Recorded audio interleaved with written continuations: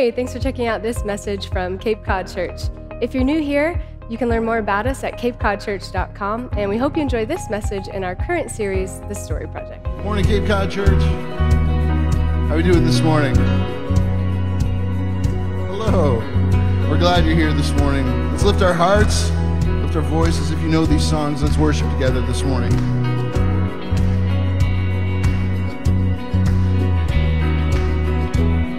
Your love's so great, Jesus, in all things.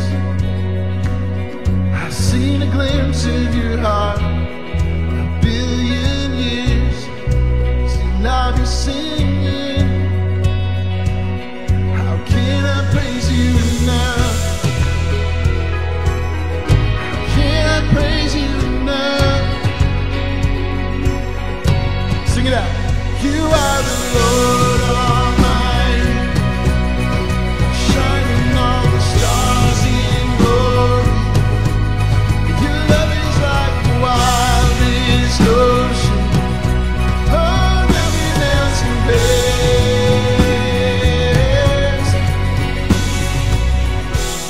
Creation calls all to the Savior. We are alive for your praise, in earth and sky, and no one is higher. Our God of wonders you reign. Our God of wonders you reign. Sing it out. You are the Lord Almighty, outshining all the stars in glory. Your love is like the wildest ocean. Oh, nothing else compares. You are the Lord Almighty, shining all the stars in glory. And your love is like the wildest ocean. Oh, nothing else compares.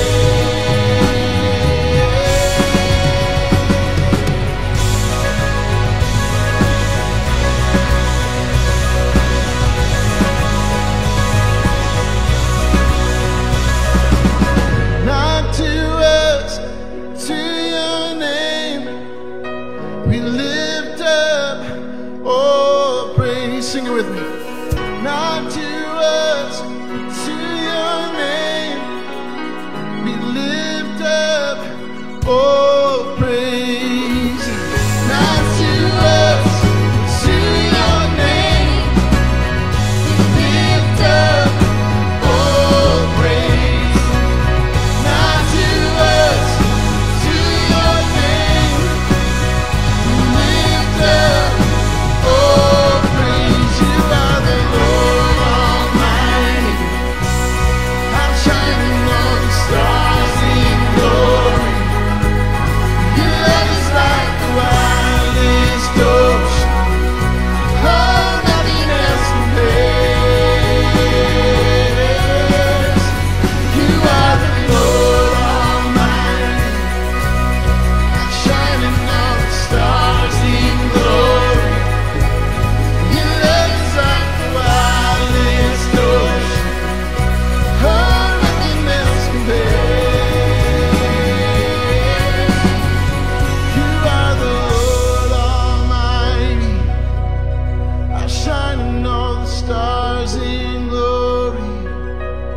Your love is like the wildest ocean.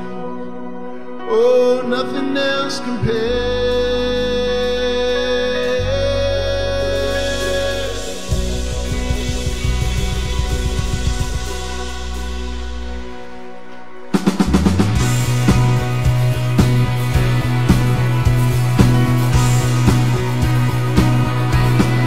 Lord my God, when I in awesome wonder consider all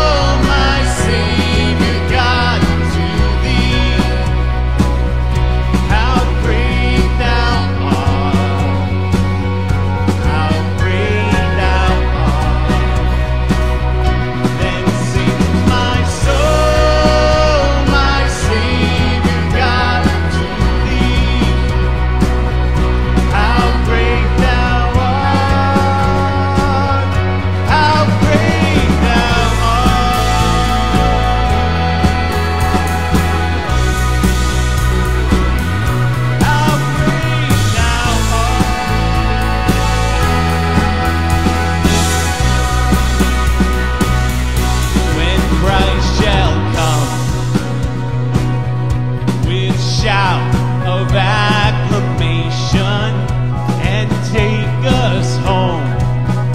What joy shall fill my heart. Then I shall bow in humble adoration and there proclaim, oh my God, how great thou art. Then sings my soul, my Savior God, to thee. How great thou art. How great thou art. Then sings my soul, my Savior God, to thee. How great thou art. How great thou art.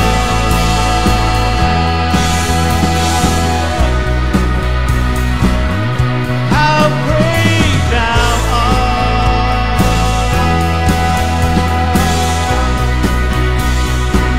Oh, how great thou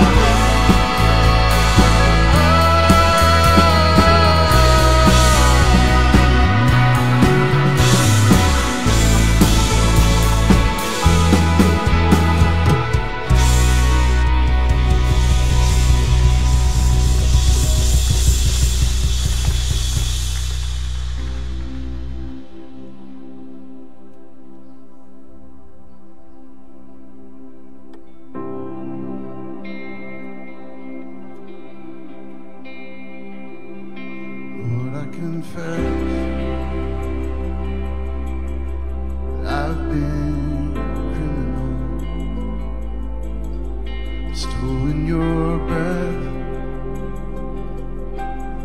and sang my own song. Lord, I confess that I'm far from innocent. These shackles I wear, well, I bought on my own.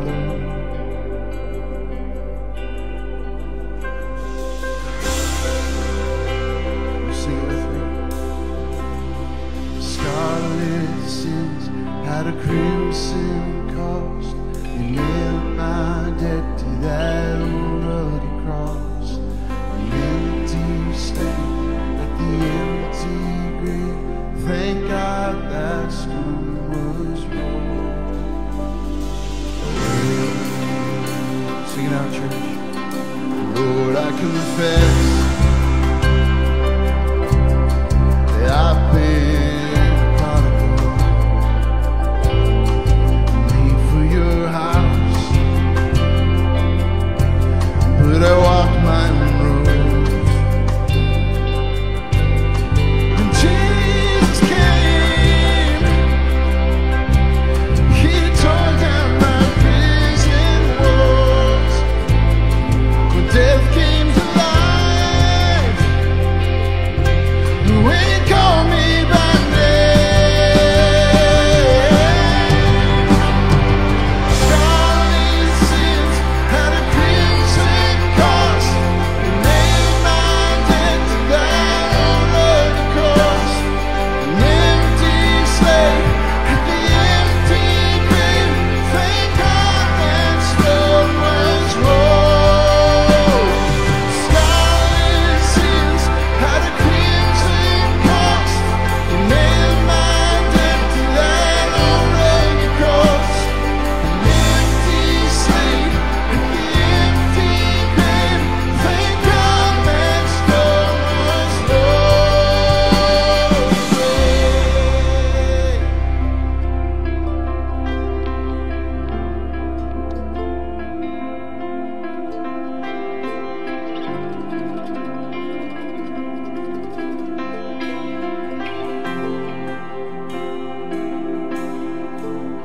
See bright crimson rose draped over the ashes, a wide open tomb where there should be a casket. Children are singing and dancing. The Father is well This is our homecoming. Roses in bloom, pushed up from the embers. Our rivers of tears flow from good times remembered. Families sing and dancing loud. Father is welcome. This is our homecoming. Heaven joins in with the glorious sound. And the great cloud of witnesses all out around.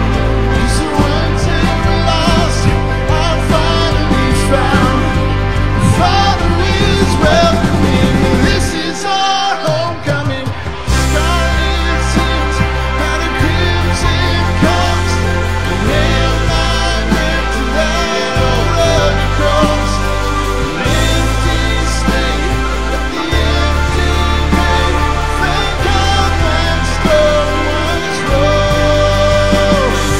Oh, oh, oh,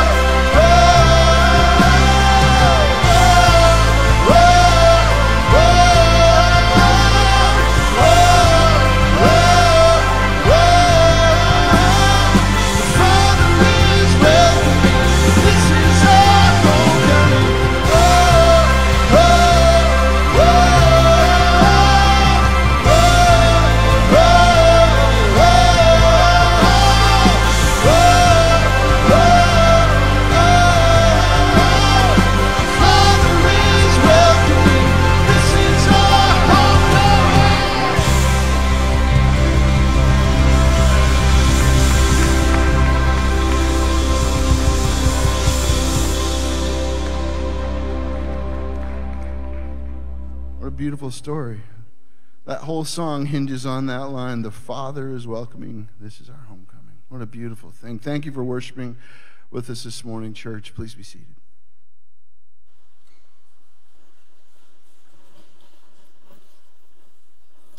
Well, good morning, Cape Cod Church. It is really good to be here with you this morning. And at this point in our service, we pause to take our offering. So if you'd like to give as part of your worship this morning, we'd invite you to do that now. You can do that in person by using that giving envelope in the seat back in front of you. If you fill that out and drop it in one of the boxes on your way out, we can collect it that way. And if you're joining us online, you can give using that give link above, which will take you to a secure site where you can give online.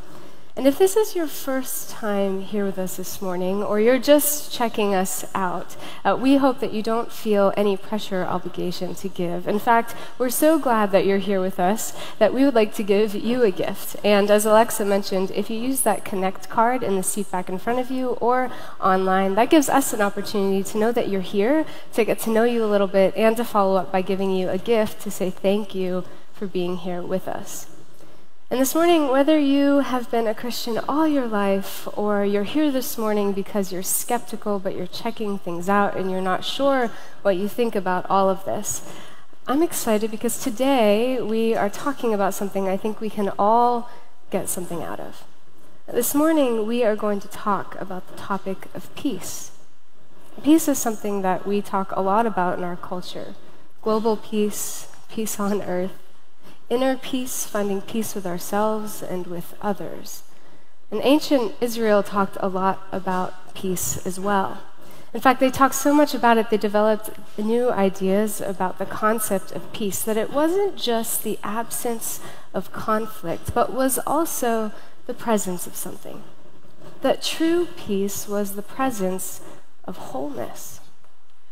And the ancient Israelites told this story about peace. They told a story about a God who created this world, that it was intended for wholeness, for this idea of full peace, the establishment of wholeness, that there was a God who created and designed this world for wholeness. And the ancient Israelites told this story that this God, in fact, was still active in this world to bring about that wholeness, that he was continuing a process, unfolding a story in a world that was intended and moving toward completion, wholeness, a lack of brokenness, the presence of something whole and good. Now, do you know what's crazy about that story? what's crazy about that story is that they told it in the context of intense brokenness.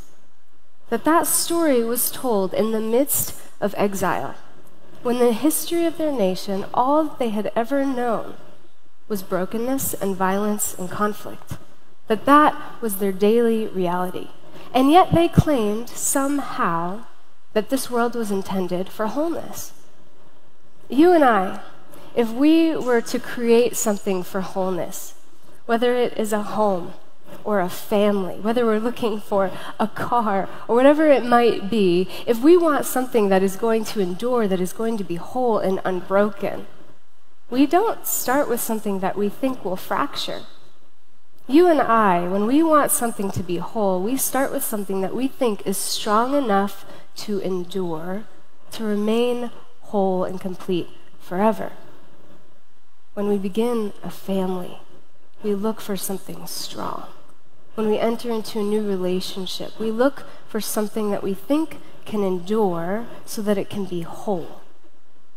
And yet, this is not the story that we find in Scripture. The story we find is a God who intended this world, this broken world, for wholeness, knowing that it would be broken and fractured, that there would be conflict. And that is the material he chose to use from start to finish.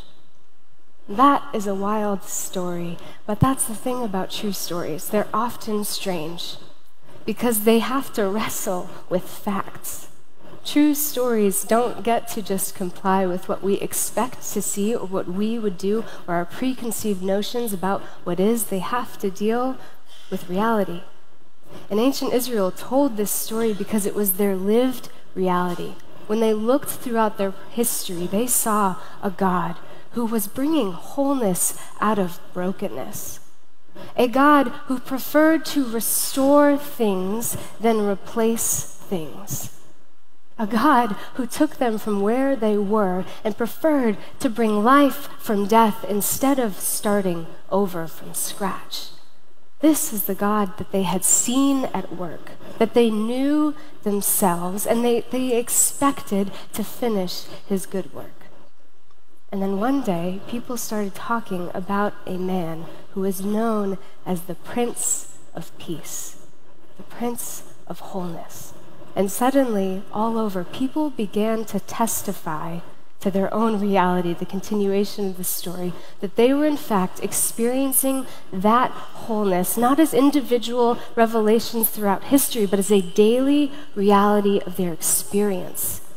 This crazy story was true. It was what they were experiencing in their own lives.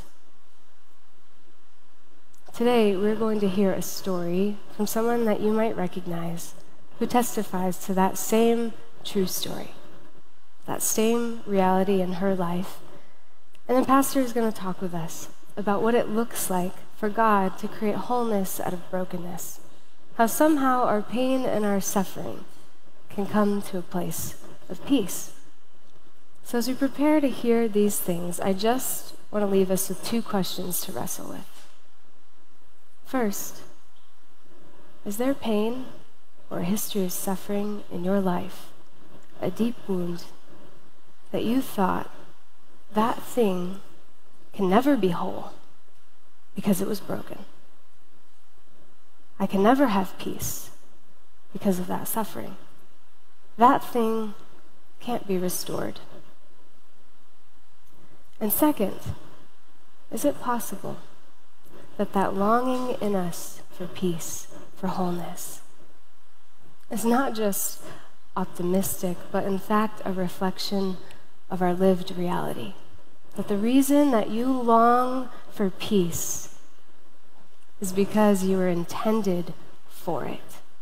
That the reason that you long for peace is because, in fact, there is evidence all throughout your life of a God who brings wholeness out of what is broken, who restores what is broken rather than just replacing it and moving on.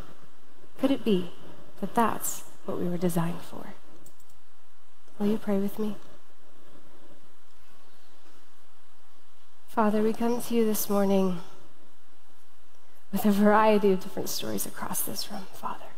Hundreds of different stories. And we come with our doubts and our questions. Father, we come celebrating moments of restoration, but also wrestling with moments of pain and suffering, Father. And we admit that sometimes we are unsure about how you can redeem those things. God, we just come to you this morning as a community and ask that you would speak to us, that you would reveal yourself to us this morning, that you would speak to us through the story that we're about to hear, through the message that we're about to hear, Father. That you would invite us into the story that you're unfolding in this world and in our own stories. In Jesus' name we pray. Amen. My name is Anita McCusker, and I'm from East Sandwich, Massachusetts. So I was born in Maynard, Massachusetts. I am one of 7 children. I have 2 older brothers, one who is deceased, and 4 younger sisters. Both of my parents were alcoholics. I have my brother who passed away was an alcoholic, and I have very many family members who are alcoholics. While I was in college, or just after college, my mom passed away. So I was sort of the matriarch of our family and took care of my siblings for several years. And then when I was 26, my dad passed away, and I was still living up in central Massachusetts. Alcoholism was so prevalent. When my parents passed away, I was really angry, and I was angry at them for leaving 7 children. One of them 10 years old, 10, 12, 14, 16, and myself at 20. My older brothers, I was just really, really angry. That was sort of my life until college, and then I sort of stepped away from my faith for a while after that. I'd say it was about 7 years ago that my son, my oldest son, was a senior in high school, and he was introduced to the loft here at Cape Cod Church. And he brought me one day, and I was, as I said, grew up Catholic. So for me, the experience at Cape Cod Church when it was in the smaller building was just amazing, something I'd never experienced before. I had been coming to Cape Cod Church for several months, and I said, I'm going to attend one of these newcomers classes that the pastor had to tell you about where the church had started, a little bit about how you could get involved, and most importantly, the path to be able to follow Jesus, which I really didn't understand. And so I went to that class, and I was telling Brittany that's still on my phone to this day. I have the text that I sent to my son that night saying that I had accepted Christ as my Savior. I had some challenges with some family members that when I understood the forgiveness that the Lord had given to me, I was able to forgive myself for my part in that disruptive relationship, and also to be able to forgive what I perceived as wrongs in that relationship. And that has really been one of the greatest changes in my life, for sure. One of the great joys for me in this journey has been the path I see from how the Lord put me in a position to work at Cape Cod Church by giving me the opportunity to be a leader in the cafe, and having leadership want me to be on the team here. That led me to be able to work with the Emerson House, which is a recovery house here in East Falmouth. My favorite part of the relationship is getting to know some of those women and the rare opportunities that I have, and knowing that there are many who are successful in overcoming that addiction disorder, and being able to provide them with hope. And that is really what we do with our partnership. It just speaks to my heart, and when I look back, I'm able to say, wow, God put all of this in motion, and I feel like He put me here on the staff of Cape Cod Church so that I could be a part of that partnership with Emerson House. And I'm amazed by that all the time. And to be a part of recovery that has been such a large part of my story as a person has been pretty amazing.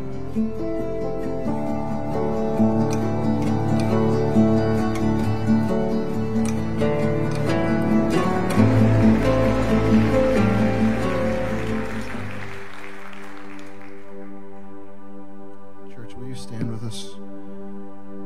Sing one more time before Pastor comes.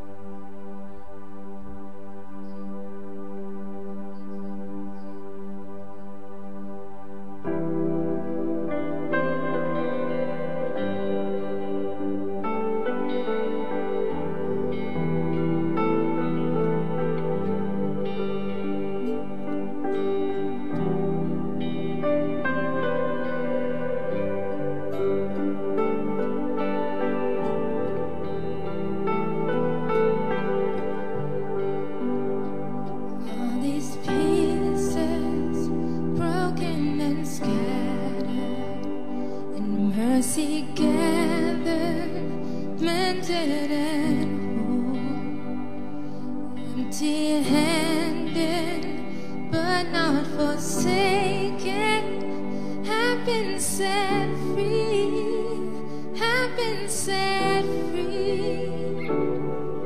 Amazing grace, how sweet the sound that saved a wretch like me.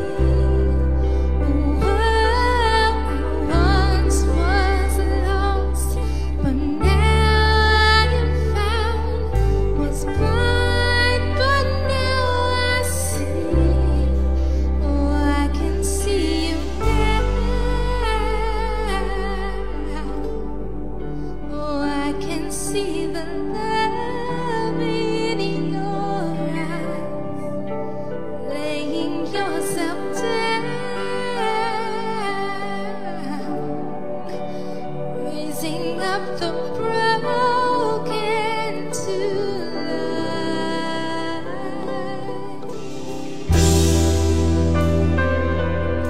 Lift those heavy hearts up to the Lord this morning, Cape Cod Church.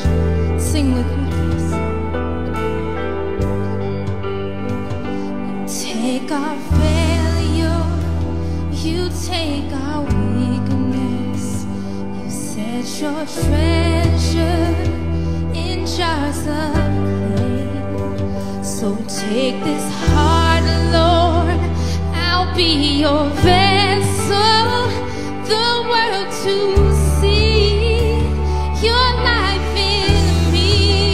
Oh, amazing grace, how sweet the sound that saved a wretch like me.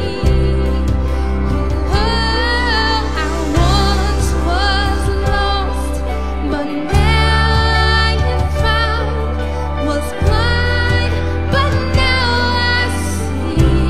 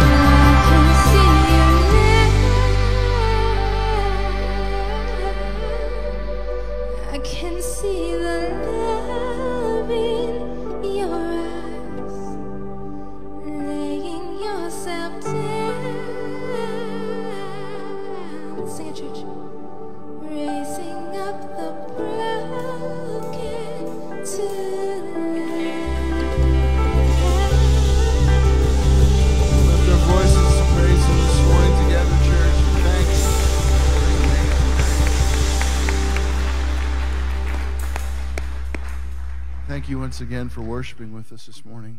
Please be seated. Story is woven into the fabric of our existence. It's how we understand one another, how we interpret events, how we define ourselves. Story is how we make sense of the world, and our world is full of billions of individual stories from countless perspectives. But what if, above all that, there was one large story? One story that interwove and expanded on all stories. One beautiful story that made sense of the world. And what if that story was not only beautiful, but true? And what if it was not only one perspective, but reality?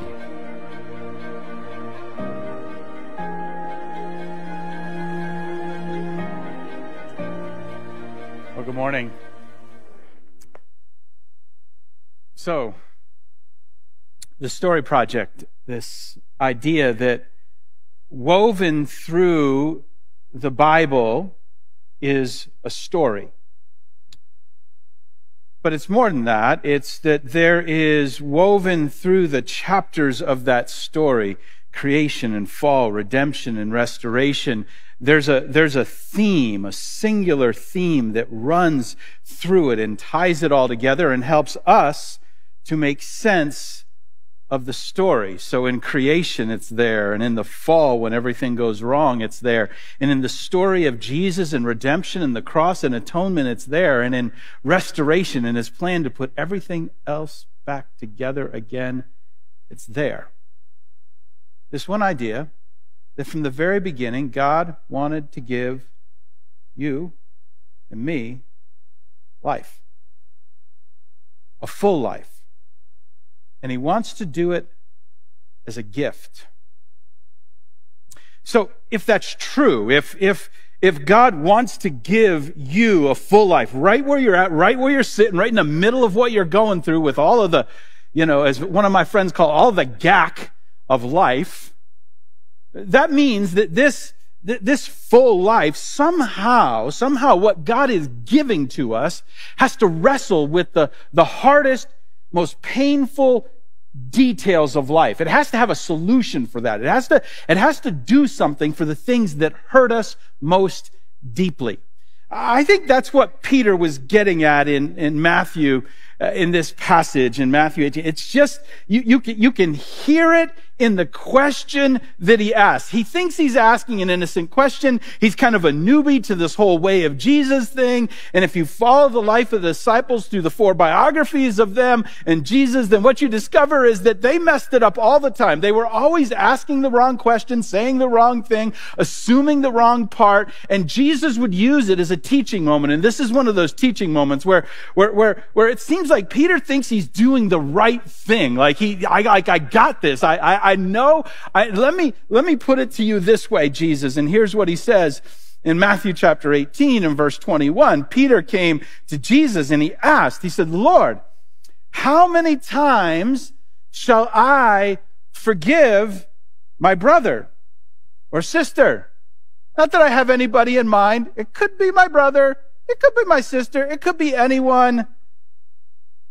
And then he says, he gives a number, like he's thought this through. Like, how many times, Lord, should I forgive them? Up to 7 times? And whenever I read this, I have to assume that he had been offended either 6 times, and he was willing to give him one more, or 7 times because he was done and he was ready to go, we're done. Or 8 times, and he wanted to be able to really drop the hammer and look back and pick up this whole story and say, Jesus said, I could crush you. And Jesus answered, I tell you, not 7 times, but 77 times, or 70 times 7. There's some debate about the number here. Was it 70 plus 7? Was it 70 times 7? So was it 77 or is it 490? Listen, it's not about math. like I think we want to count that and debate that because that's easier than what the story is actually talking about. Jesus could tell Peter's not getting it. So Jesus says, he's thinking, this guy's going to be the leader of my church. He's a hot mess. Peter, let me tell you a story. And he says, the kingdom of heaven is like. And so Jesus would often start his stories with, the kingdom of heaven is like. The way of Jesus is like.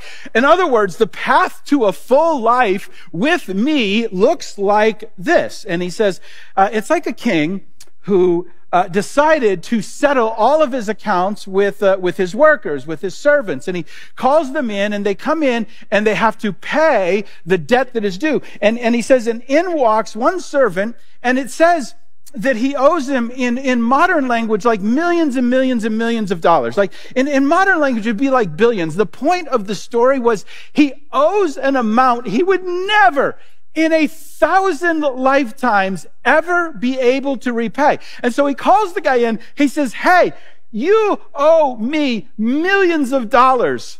It's time to pay. And the guy says, I can't pay. And he says, well, then you're going to have to go into servitude, you and your family, to pay all this debt. And the guy says, please, please, please. And it says, he starts begging him. He's begging, just give me a little bit more time. That's perfect, isn't it? Just give me a little bit more time, and I'm going to hit the lottery next week, and I'll make $1 billion. I'll be able to pay you off, right? And there was no way. And the point of the story is that everyone listening to it knew that no matter how long he had, he would never be able to repay the debt, ever. And yet he asked for more time. And the master says, you'd never be able to repay it. So I'm going to forgive it.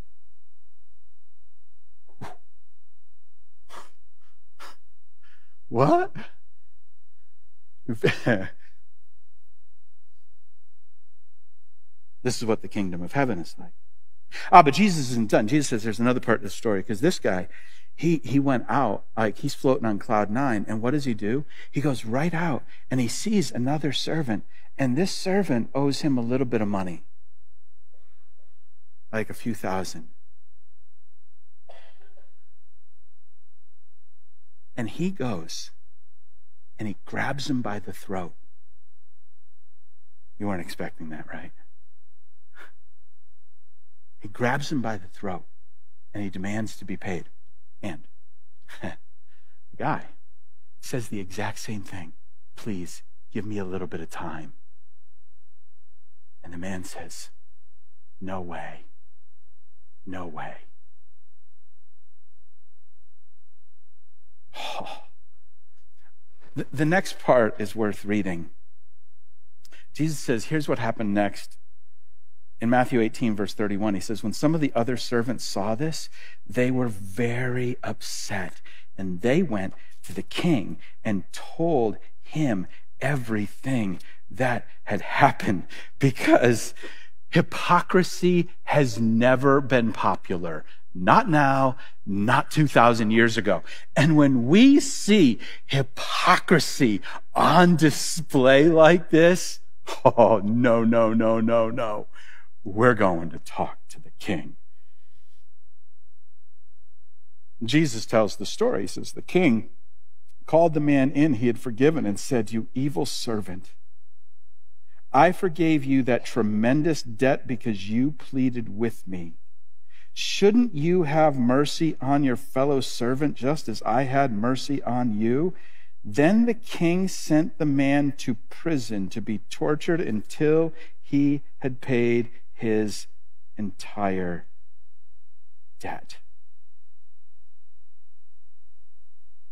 Yikes.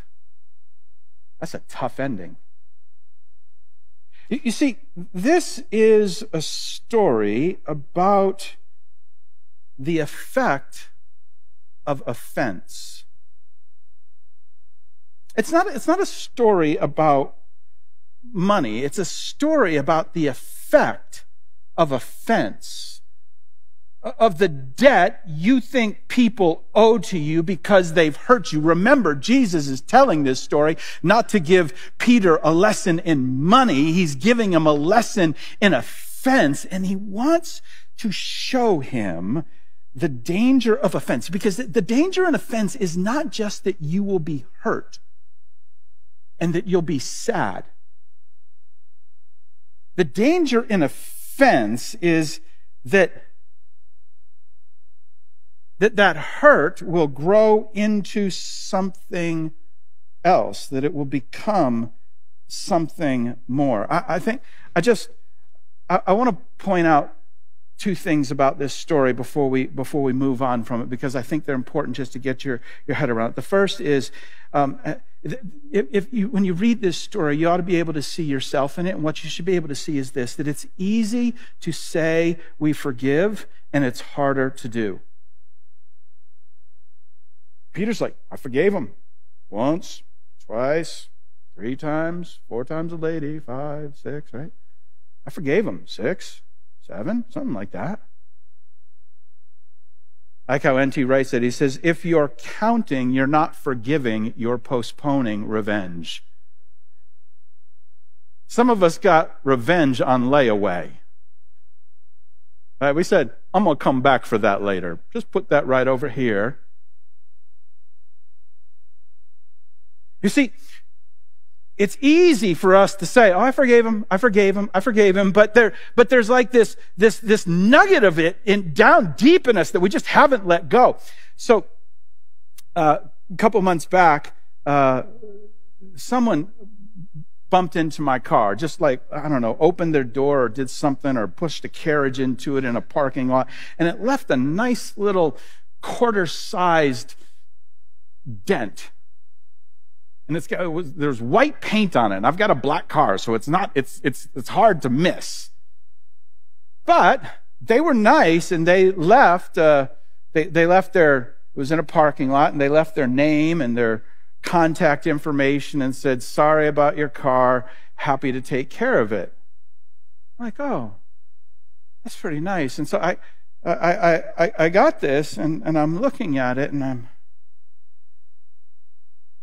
I had just finished a few weeks ago preaching a message, too, about a guy who had been kind of nasty with me when I bumped his car. It was like right after that.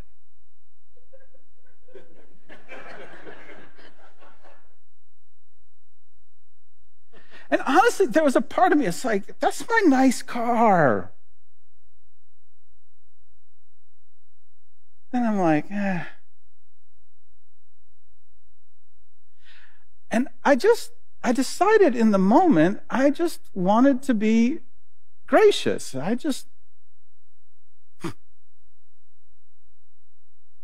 Every car I've ever owned has had a dent. It's another one. Welcome home. Right? So I'm like, you know what? I'm not gonna ask him to fix it. It's not that big of a deal. And I let it go. Until a couple weeks later, I was walking by it and I saw it again, and it annoyed me. And I thought, I've still got her number. Is it too late to call? Dad, what are you doing? Actually, I'm serious. I thought this. I was walking into the office. I was right outside, and I had to go around the side of the car, so I saw it, and I'm walking in. I'm like, well, what are you doing? You said you were just going to forgive it and let it go, and here you are. You're like hanging on to it, and you're annoyed by it. And my point is just that it's easy for us to say, oh, I forgave, and then we hold on to it. And here's the problem, and it's the second thing in this story that you can't miss, is that hurt has a way of getting into our lives and growing and becoming something else. It swells. And hurt over time becomes hate. Now, we're good people, so we don't hate nothing. We're practiced at saying that, but that might be the best word to describe what we're feeling, because over time that nugget of hurt, it grows and it swells and it takes on a life of its own inside of us, and I can't, and it just grows and it grows. But I said I forgive, but I kind of want to go back and I want to do something about it, and it's growing and it's growing. It's like you got burnt. And that burn is turned into a blister, and it feels like all the blood is flowing there, and it's like at the tip of your finger, and it's just like throbbing. It's the only thing you can think about, because that hurt is just like growing and growing and growing, and it's swelling until it's become something in your life. And you just decide, I got to do something with this. I got to get rid of this, right? And then all of a sudden you act in ways that are unthinkable. And that's what's happening in this story. This bitterness has grown, and he's just have you ever just had a blister and you're just like, I know I'm not supposed to pick it, but I don't care. I'm just gonna rip it off and expose everything. And I don't care if I get an infection. And you just,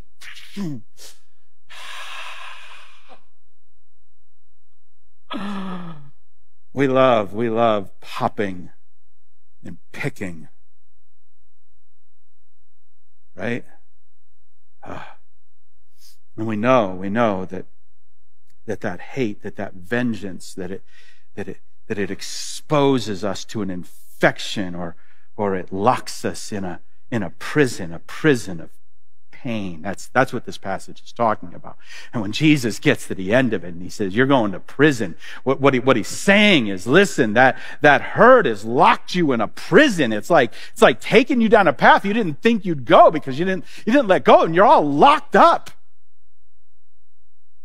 And listen, you're not locked up because of what they did. You're locked up because of what you've done after what they did. You couldn't forgive it. You couldn't walk away from it. You didn't have a process for dealing with it. And it just swelled and swelled and swelled until you had to rip it off. And that led to an infection that raged through the rest of your body. And all of a sudden you're like, how did I become this person? Because you haven't figured out, how am I going to relieve this? How am I going to deal with it? And this is what Jesus is talking about. This is what he came to do. And if you see yourself in the story, then what Jesus is offering is what I need, because it's how we deal with our hurts. And this is what Jesus does. Jesus walks in and he says, listen, I have a way, my way, the way of Jesus. I have a life that I'm giving you that solves this. And it's a gift. Just sit with me. Listen. He says, I'm giving you a gift, Peter. I'm giving you a gift. You see, but we think the gift of God is about making all the bad things go away. And that's not what the gift of God looks like. In fact, Jesus best describes this in Matthew chapter 5. It's his most famous sermon. If you had to pick one place where Jesus got everybody together and he preaches a sermon on a mountain and he says, hey, this is what the way of Jesus looks like. And he says, and it's, I don't know how else to describe it. It's odd. It's odd advice. It's upside down. It's like Jesus flips the story and he says, this is the way of Jesus. This is the path to life, and life to the full. Let me read a couple of those first verses from the beginning of the sermon. Here's what Jesus said.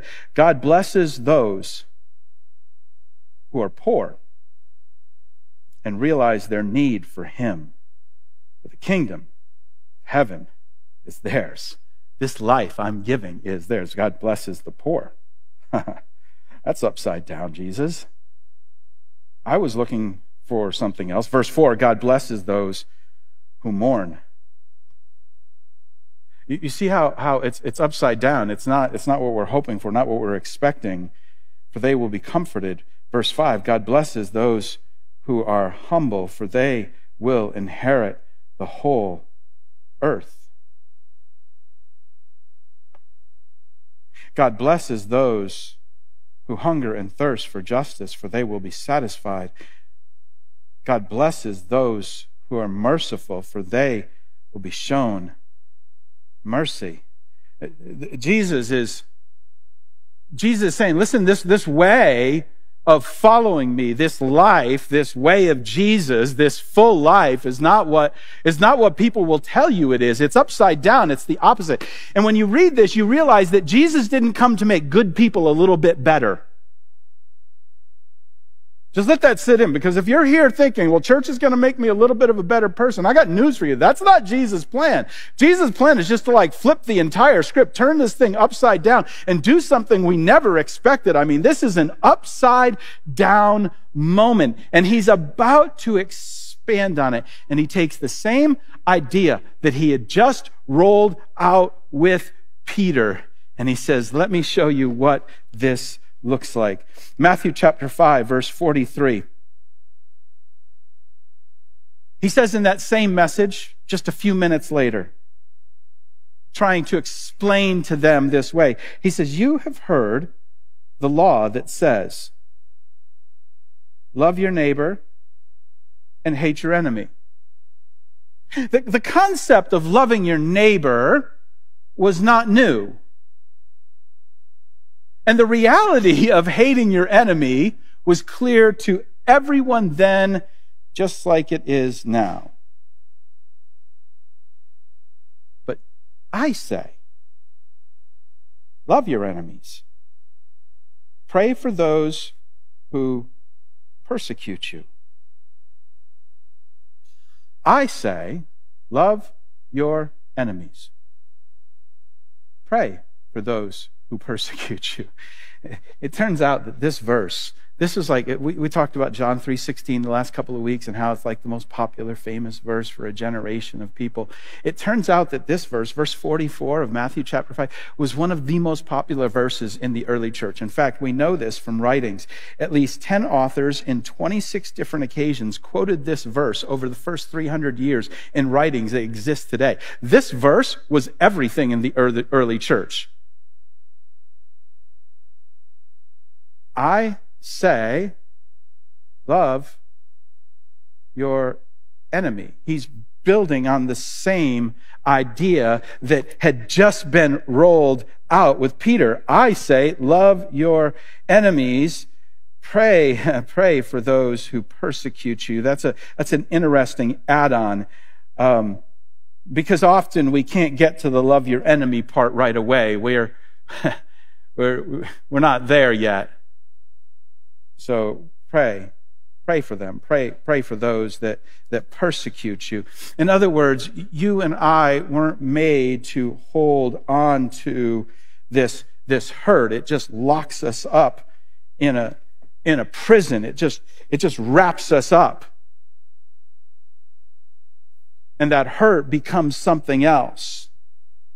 And Jesus is saying, I've got a way, I've got a path for you to deal with this. I've got a life. Instead of like letting it swell and blister, instead of ripping it off in a fit of vengeance, I want you to, Peter, I want you to forgive them. I want you to love your enemy. I want you to pray for them that persecute you. Here's what I'm saying in the most practical terms. Some of you have been sitting here, and from the first moments that Brittany started talking about brokenness and the pain in your life, you immediately went back to some place in your life. Some of you read an email of the topic for this weekend and you came because the pain is so visceral and so real, it consumes your life. You can see it. You know exactly how to name it.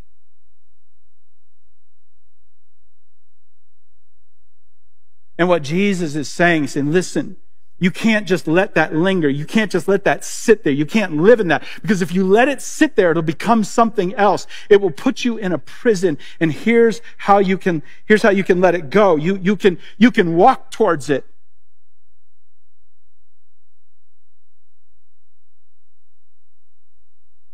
You can sit across from it. You can offer a word of forgiveness. Say, I can't do that. I can't do that. Sometimes it starts with a prayer. Praying for them. Maybe you feel like I can't even pray for them. I think there's something powerful in just talking to Jesus about them. Like if you can't get there, that's what prayer is, just talking to Jesus. I'm just saying some of us need to we need to leave here today and just like get in the car by ourselves or get somewhere by ourselves and just talk to Jesus. Just like, Lord, because I'm going to tell you something, the longer you talk to him, the more you'll hear him talk back. I'm not talking audible voices, but you'll know what he's saying.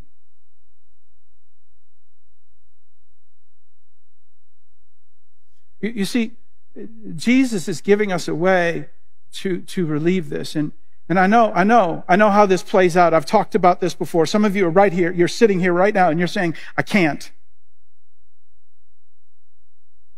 When you're watching online and you're ready to hit the off button, like you're going to go watch YouTube videos or something like that. Because I've stood in the lobby after a message on this topic and had people come up to me and say, you don't understand.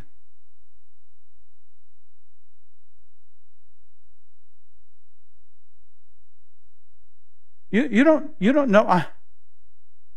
You don't know what I've been through. You don't know what they did. I've had people look at me, and maybe some of you are thinking this right. I will never. I can't.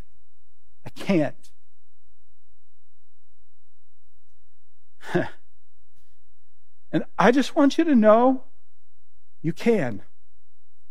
And this is where the gift comes in. And it's beautiful. You see, I left a part of the story about my car out. When it happened, Tammy actually was out shopping and had taken my car. It's not her fault. I'm not saying that. But she did come home with the message and the little scrap of paper. And she said, somebody dented your car and they left a note. And then she said, now you have a dent that matches the other one on the other side.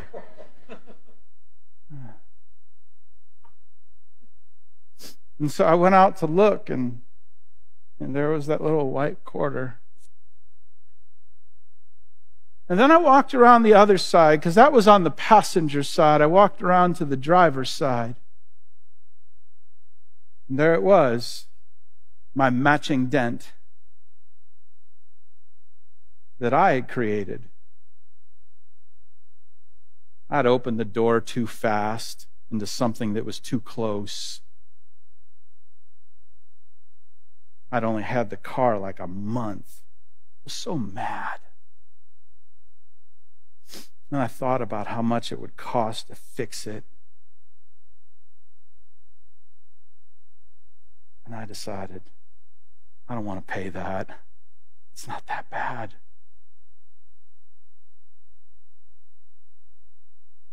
Something about that dent put all the other dents in my life in perspective. Here's what I'm saying. If you want to relieve that hurt before it becomes hate, if you're looking to be let out of that prison, He has given you a gift. He's put a gift in your life. I'm not saying it's easy, but there's a gift in your life, and here it is. I'm just inviting you right now, right where you're seated, to do something really, really hard. Don't think about anybody else. Don't shuck and jive with me and try and squirm out of the way. Don't start thinking about lunch and the Pats game at 1. All that stuff will take care of itself. Just don't leave right now. Just walk with me. Walk to the other side of the car and pull up a chair and just sit on the driver's side and look at the dent that you made. Here's what I mean. In that dent, take your most shameful, ugly moment and look at it. Your deepest failure, your most embarrassing moment, and just look at it. Maybe that moment cost you everything. And maybe you got away with it. Maybe nobody knows. But when you sit in that chair and you look at that,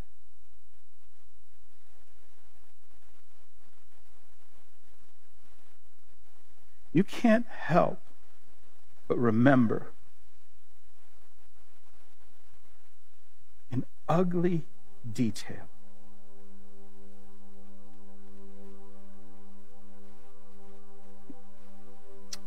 And I want you to know something. Jesus can't remember it.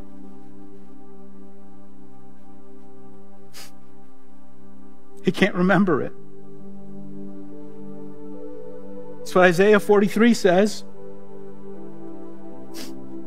He will not remember our transgressions. I don't understand that. I don't know how a God of the universe who can do whatever he wants and knows everything chooses in his infinite power. He chooses to forget that which I can't forget.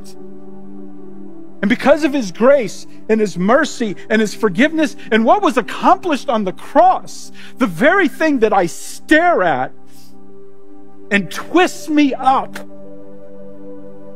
he says, I don't know what you're talking about.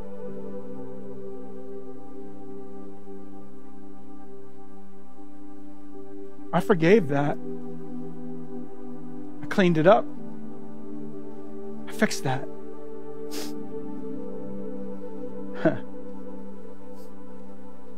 Do you see why Jesus told Peter the story of the debtor?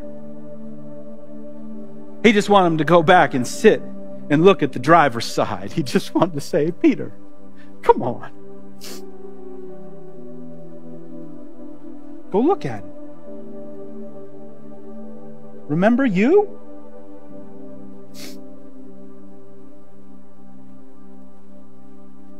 And God, in his infinite mercy and grace and forgiveness, has chosen to forget it. This is why in Colossians it says that God, through Jesus Christ and what he did on the cross, has made peace. Brittany said it so well. He's taken all those broken things and he's put them together. That's what Jesus does. Some of you, you're right here, and this is, listen, don't let this moment pass. Just go sit at that driver's side door and look, and then be reminded that he can't remember, that his grace and forgiveness are so infinite that he set you free. And in the glow of that, go talk to Jesus. Go talk to him about that person that hurt you. That person who planted a seed in your childhood, and they're long, long gone, but it has grown and festered until it consumes you today. That deep offense that person won't acknowledge, they won't admit, and they keep doing it over and over and over and over again. Just take that grace. Just take that view and go talk to Jesus. Give it to him. Here's what I think will happen. I'm not going to give you a 1, 2, 3 plan. I'm just going to say, if you go talk to him and you just tell him where you're at and what you're struggling with it and what grace feels like in your life, here's what I'm guessing. Somewhere in that story, he's going to give you something to do. He's just going to... I was wrestling through this the other day. The hard part about preaching stuff like this is you're supposed to practice it.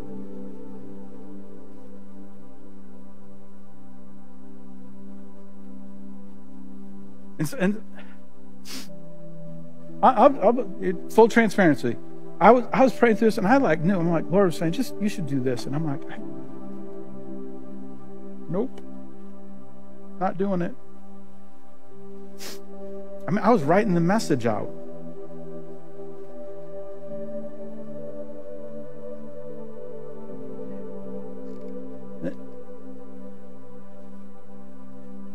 And it occurred to me in prayer, he was saying, well, how about we stop doing this? Details, none of it matters. It's no one in here. Don't worry, it's not you.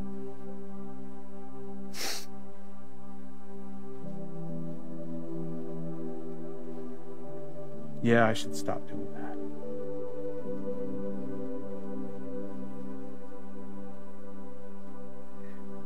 I'm just saying, don't let that thing fester. Don't let it grow. He has given you everything you need to walk away. Let me say something else and we'll finish.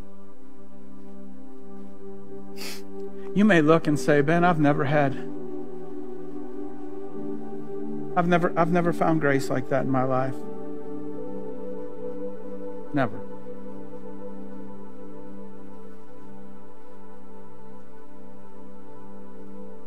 I just want to invite you to meet Jesus. That's what he offers.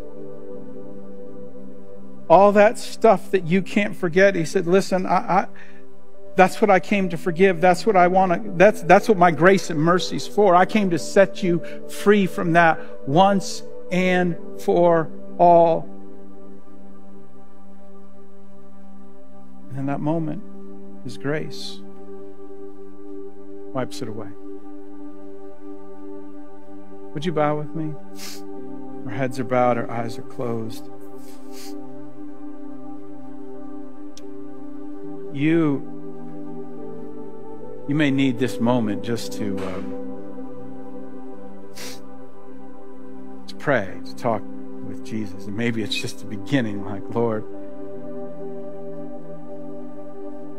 Maybe you're thinking, man, I feel the pressure of it right now because it's in the middle of preaching, but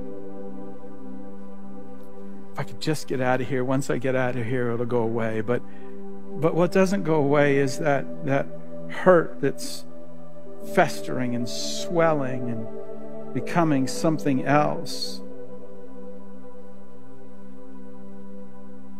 And it's locked you in a prison.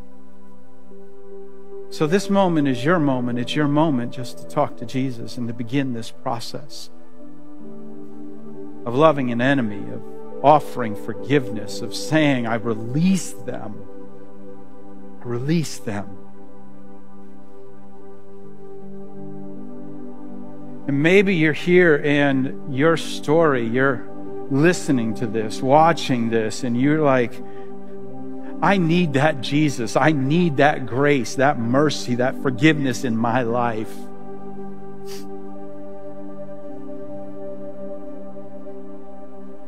There is nothing so powerful as encountering Jesus Christ, who once and for all sets us free. And maybe this morning is your moment to embrace that gift. I invite you to pray something like this. Dear God, you know every vicious ugly, embarrassing dent.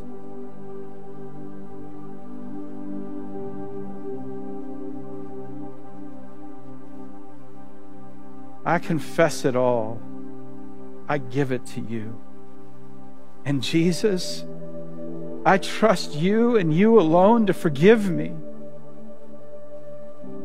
I believe that what you did when you came to this earth,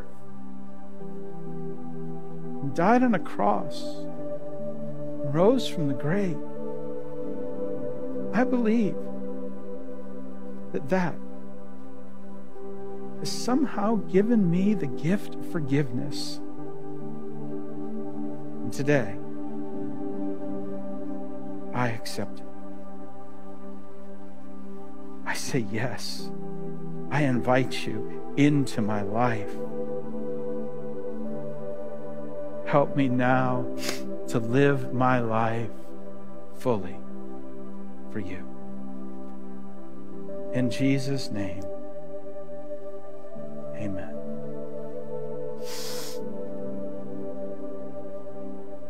Would you stand with me?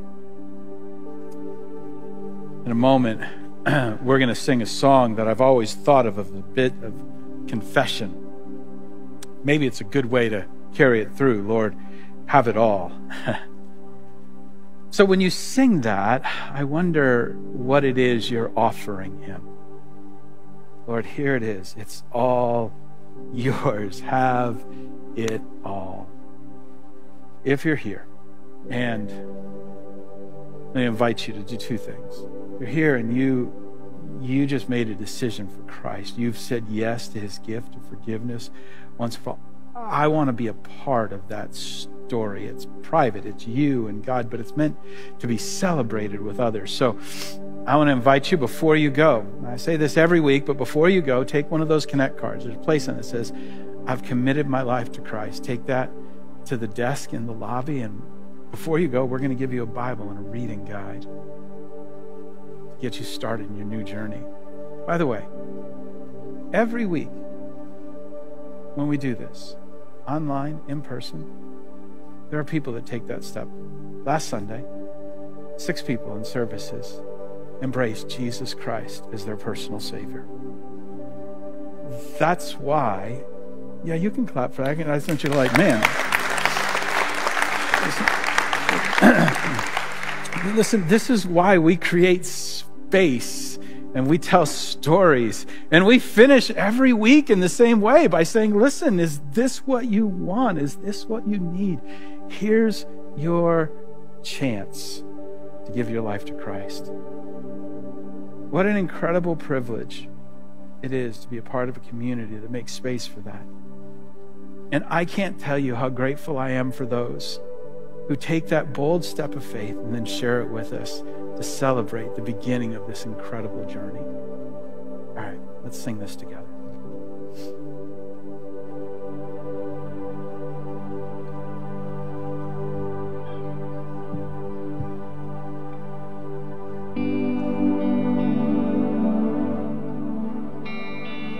You can have it all, every part of my world. Take this life and breathe on this heart that is now yours. You sing it with me. You can have it all, every part of my world. Take this life and breathe on this heart that is now yours.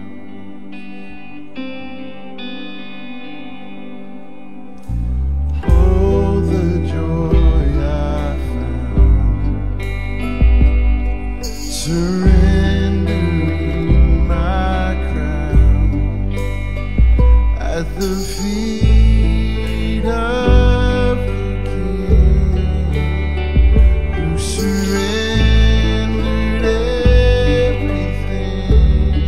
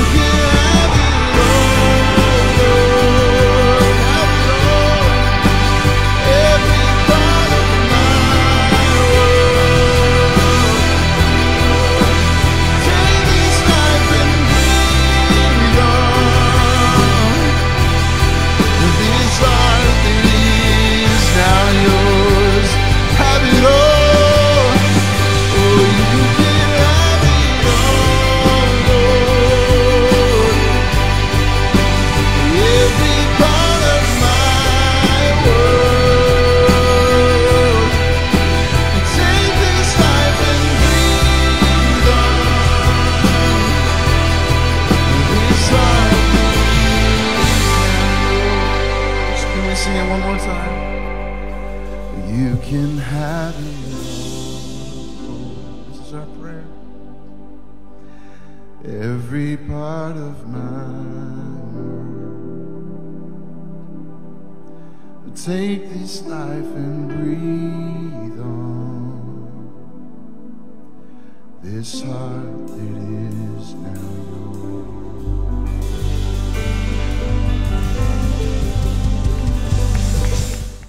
We hope you enjoyed today's message. If you've never been to Cape Cod Church, we would love to meet you in person. We meet every Sunday at 9 and 11 a.m. in East Falmouth, Massachusetts. Or if you're not local, you can join us right here on YouTube for our Sunday live stream at the same time.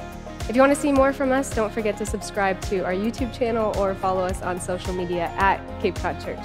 Thanks again for watching, and we'll see you again next time.